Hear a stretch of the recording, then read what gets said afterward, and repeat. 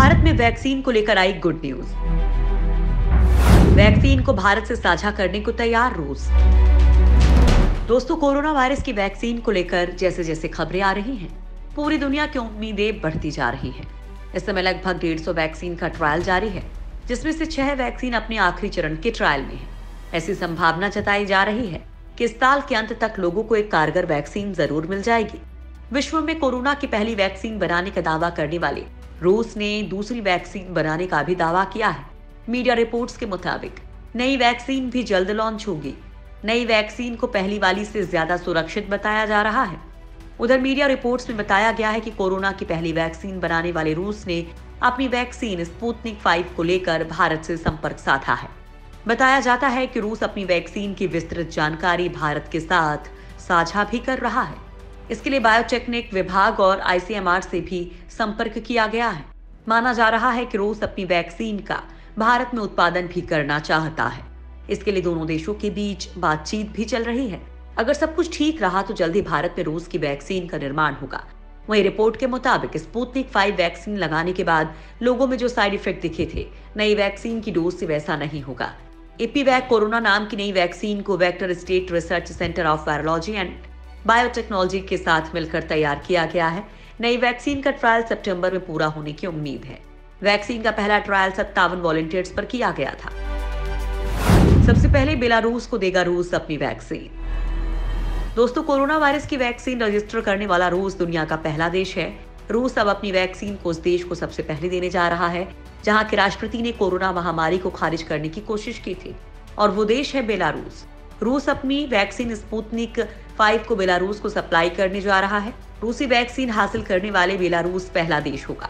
The Moscow times की report के मुताबिक रूस के राष्ट्रपति व्लादिमीर पुतिन ने बेलारूस के राष्ट्रपति अलेक्जेंडर लुकाशेंको को वैक्सीन की पहली खेप भेजने का आश्वासन दिया है। दोनों नेताओं ने फोन पर बात की है। दरअसल बेलारूस में इस वक्त सरकार विरोधी प्रदर्शन भी चल रहे हैं। रिपोर्ट के मुताबिक पुतिन ने अलेक्जेंडर से देश के हालात पर भी चर्चा की और कोरोना वैक्सीन भेजने की बात कही। हालांकि बेलारूस में वॉलंटियर करने वाले लोगों को ही वैक्सीन की खुराक दी जाएगी, क्योंकि रूस अभी इस वैक्सीन की तीसरे राउंड का ट्रायल ही कर रहा है। रूस ने तीसरे राउंड के ट्रायल से पहले ही वैक्सीन को सफल घोषित कर दिया था। अब तक बेलारूस में आधिकारिक रूप से 70,000 से ज्यादा कोरोना के मामले सामने आ चुके हैं। ऑक्सफोर्ड की वैक्सीन का भारत में ट्रायल शुरू। दोस्तों, वैक्सीन बनाने की रेस में सबसे आगे चल रही ऑक्सफोर्ड यूनिवर्सिटी की वैक्सीन का भारत में ट्रायल शुरू हो गया है। स्वास्थ्य मंत्रालय की प्रेस कॉन्फ्रेंस में आईसीएमआर के महानिदेशक प्रोफेसर बलराम भार्गव ने बताया कि पुणे के भारतीय विद्यापीठ चिकित्सा महाविद्यालय एवं अस्पताल में सुरक्षा और प्रतिरोधक क्षमता जांचने के लिए स्वस्थ वॉलंटियर्स पर इस वैक्सीन का ट्रायल किया जा रहा है। सीरम ने इस ट्रायल के लिए देश के 17 संस्थानों को चुना है, जहां करीब 1600 लोगों को वैक्सीन की डोज दी जाएगी। सीरम इंस्टीट्यूट ऑफ इंडिया ने वैक्सीन बनाने के लिए British Swedish pharma company AstraZeneca के साथ साझेदारी की है। अब तक मीडिया रिपोर्ट्स में दावा किया जाता रहा है कि सीरम की वैक्सीन 73 दिन में लॉन्च कर दी जाएगी, लेकिन अब सीरम इंडिया ने ट्वीट करके उन खबरों का खंडन किया है। सीरम ने ट्वीट कर कहा है कि इंस्टीट्यूट स्पष्ट करता है कि मीडिया में कोविशील्ड की उपलब्धता पर वर्तमान दावे गलत हैं। ऑक्सफोर्ड एस्ट्राजेनेका वैक्सीन के लिए फेज 3 के ट्रायल चल रहे हैं। सरकार ने अभी हमें केवल वैक्सीन का निर्माण करने और भविष्य में उपयोग के लिए भंडार करने की अनुमति दी है। सीरम इंस्टीट्यूट को उम्मीद है कि वो इस साल के अंत तक कोरोना वैक्सीन तैयार कर लेगी। Serum institute AstraZeneca Oxford vaccine पर काम कर रही है, जिसका तीसरे चरण का क्लिनिकल परीक्षण चल रहा है। एस्ट्राजेनेका के दवा का क्लिनिकल ट्रायल शुरू। British Swedish pharma company AstraZeneca Oxford के साथ मिलकर वैक्सीन का ट्रायल तो कर ही रही है। इसके अलावा एस्ट्राजेनेका ने कोरोना की एक दवा का क्लिनिकल ट्रायल शुरू किया है। ये दवा कोरोना होने से रोकेगी और इलाज भी करेगी। इस ट्रायल के लिए पहले वॉलंटियर्स को खुराक दी जा चुकी है। उसकी बनाई दवा AZD7442 2 मोनोक्लोनल एंटीबॉडी के कॉम्बिनेशन से बनी है। कंपनी की माने तो ब्रिटेन में हो रहे ट्रायल में 18 से 55 साल की उम्र के 48 स्वस्थ वॉलंटियर्स को शामिल किया गया है। इस ट्रायल का फोकस दवा कितनी सुरक्षित है, शरीर में इस पर क्या प्रतिक्रिया होती है और कैसे प्रोसेस करता है, इन बातों पर रहेगा। कंपनी का कहना है कि ये दवा ऐसे लोगों के लिए कारगर हो सकती है जिन्हें वायरस इन्फेक्शन का ज्यादा खतरा है। साथ ही ऐसे लोगों के इलाज में भी काम आ सकती है जिन्हें पहले ही कोरोना हो चुका है। एस्ट्राजेनेका का कहना है कि एंटीबॉडी का combination half life extension technology के साथ मिलकर ज्यादा और लंबे वक्त के लिए असर करती है। साथ ही वायरस इसके खिलाफ प्रतिरोधक क्षमता न पैदा कर ले, इसकी संभावना भी पैदा करती है। बिना ट्रायल वैक्सीन लगाना होगा खतरनाक। कोरोना वायरस की वैक्सीन को लेकर पूरी दुनिया की कोशिशें तेज हो गई हैं।